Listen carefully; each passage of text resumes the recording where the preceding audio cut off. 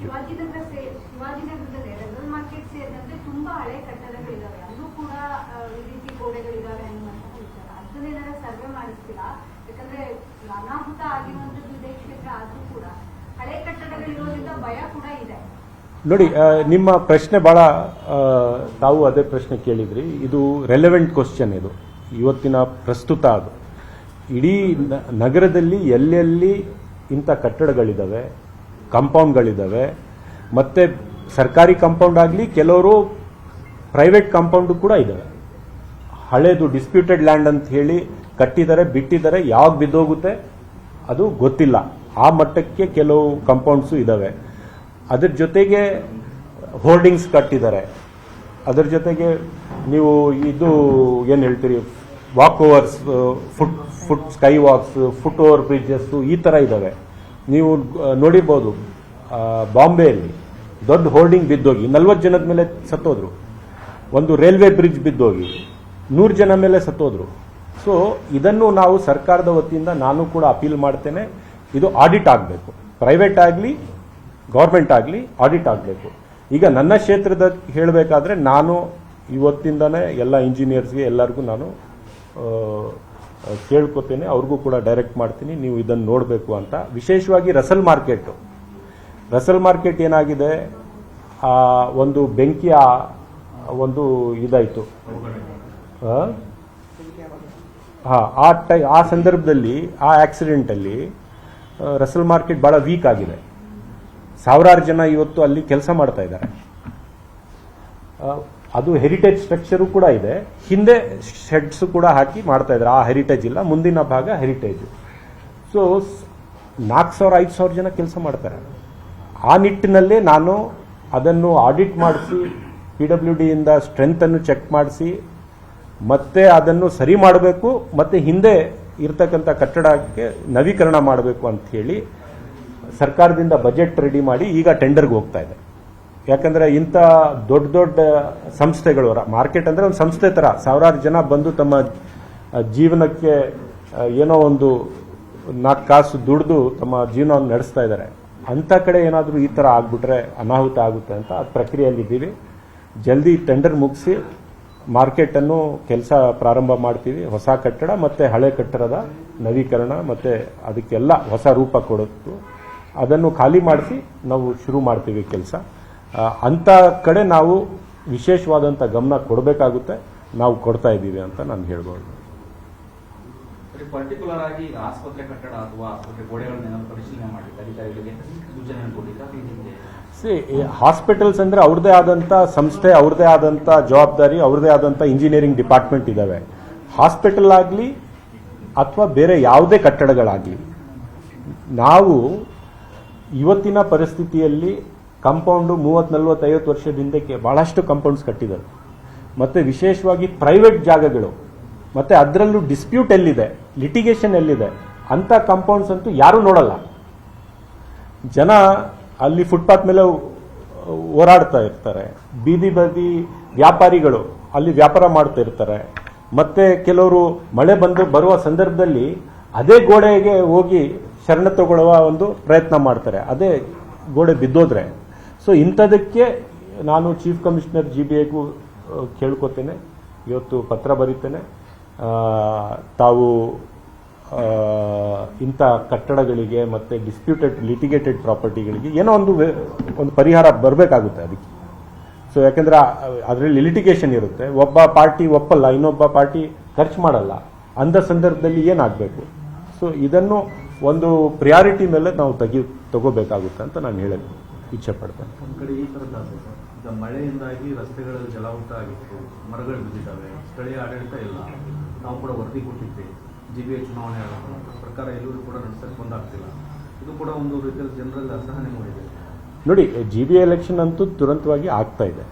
ಸರ್ಕಾರದ ಎಲ್ಲ ಜವಾಬ್ದಾರಿಯನ್ನು ಮುಗಿಸಿ ಕೊಟ್ಬಿಟ್ಟಿದ್ದೇವೆ, ನಿಶ್ಚಿತವಾಗ್ಲೂ ಆಗುತ್ತೆ. ಆದರೆ ಇದು ಒಂದು ವಿಶೇಷವಾದಂಥ ಸಂದರ್ಭ.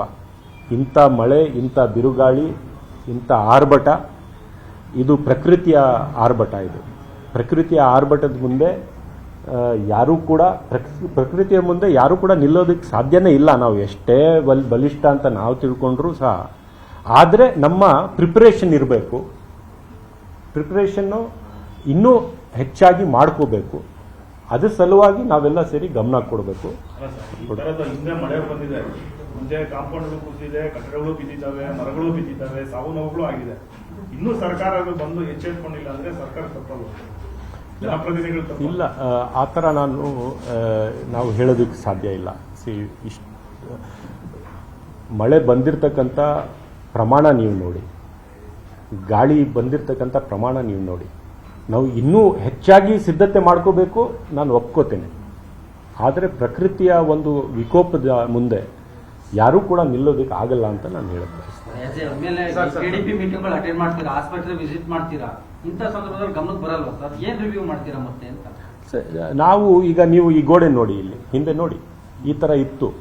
ಈ ಗೋಡೆ ನೀವು ಬಿದ್ದೋಗುತ್ತೆ ಅಂತ ಆಸ್ ಎ MLA ಆಗಲಿ, ಆಸ್ ಎ ಇದಾಗಲಿ, ನಿಮಗೂ ಅರ್ಥ ಆಗೋದಿಲ್ಲ, ನನಗೂ ಎಲ್ಲ ಮೀಟಿಂಗು ತಾವು ಬಂದಿದ್ದೀರಿ, ಆಸ್ ಎ ರಿಪೋರ್ಟರ್ ಆಗಿ ತಾವು ಬಂದಿದ್ದೀರಿ. ಆ ಗೋಡೆ ತೋರಿಸಿ ಇದು ಬಿದ್ದೋಗುತ್ತೆ ಅಂತ ನೀವು ತೋರಿಸಿಲ್ವಲ್ಲ, ಯಾಕಂದರೆ ನಿಮಗೂ ಕಾಣೋದಿಲ್ಲ, ನನಗೂ ಕಾಣೋದಿಲ್ಲ. ಸೊ ಆ ಥರ ಸಂದರ್ಭದ ಇದ್ದಾಗ ನಾವು ತನಿಖೆಯ ನಂತರ ಗೊತ್ತಾಗುತ್ತೆ ಯಾಕೆ ಬಿದ್ದೋಗಿದೆ, ಟೆಕ್ನಿಕಲಿ ಏನು.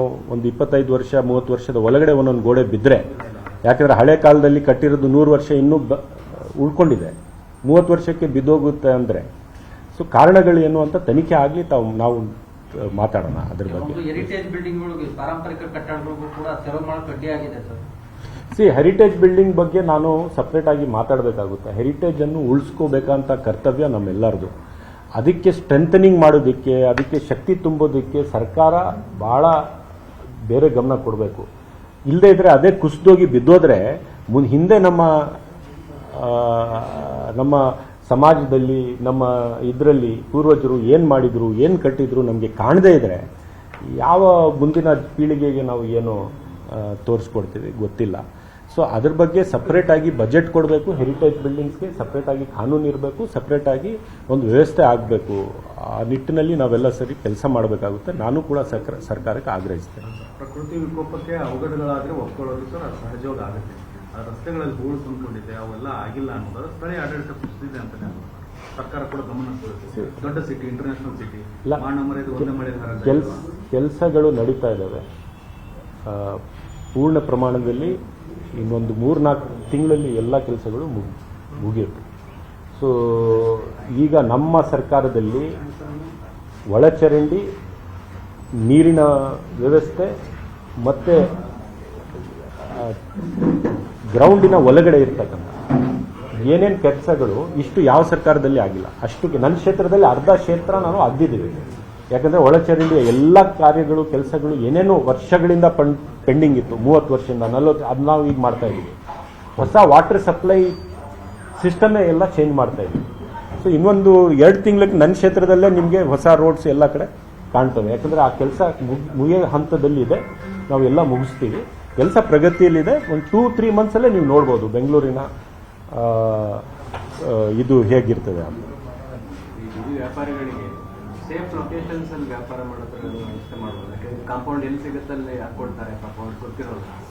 ಸೊ ಸೇಫ್ ಲೊಕೇಶನ್ಸ್ ಒಂದು ಬೀದಿ ಬದಿ ವ್ಯಾಪಾರಿಗಳು ಎಲ್ಲ ಕಡೆ ವ್ಯಾಪಾರ ಮಾಡ್ತಾ ಇದ್ದಾರೆ. ಆದರೆ ಲೊಕೇಶನ್ ಸೇಫ್ ಇದೆಯಾ ಇಲ್ಲ ಅಂತ ಆ ಸರ್ಟಿಫಿಕೇಶನ್ ಕೊಡಬೇಕು. ಯಾಕಂದ್ರೆ ಅವ್ರಿಗೆ ವ್ಯಾಪಾರ ಮಾಡೋದಕ್ಕೆ ನಾವು ಇದು ಕೊಟ್ಟಿದ್ದೀವಿ, ಏನೋ ಪರ್ಮಿಷನು, ಐಡೆಂಟಿ, ಲೈಸೆನ್ಸ್ ಎಲ್ಲ ಕೊಟ್ಟಿದ್ದೀವಿ.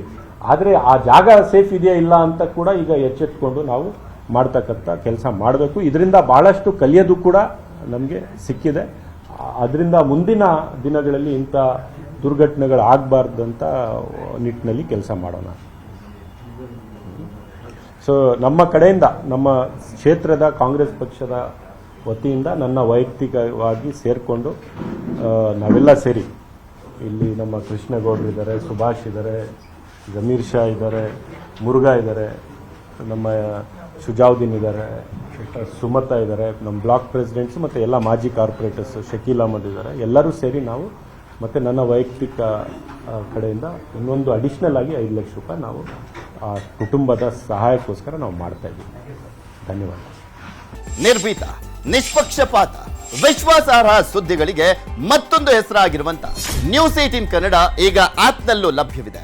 ದಯವಿಟ್ಟು ಇಲ್ಲಿರುವ QR ಕೋಡ್ ಅನ್ನ ಸ್ಕ್ಯಾನ್ ಮಾಡಿಕೊಂಡು ಆಪ್ ಅನ್ನ ಡೌನ್ಲೋಡ್ ಮಾಡೋದಕ್ಕೆ ಮರಿಬೇಡಿ. ನಿಮ್ಮ ಬೆಂಬಲ ಹೀಗೆ ಸದಾ ನಮ್ಮೊಂದಿಗಿರಲಿ. ಧನ್ಯವಾದ.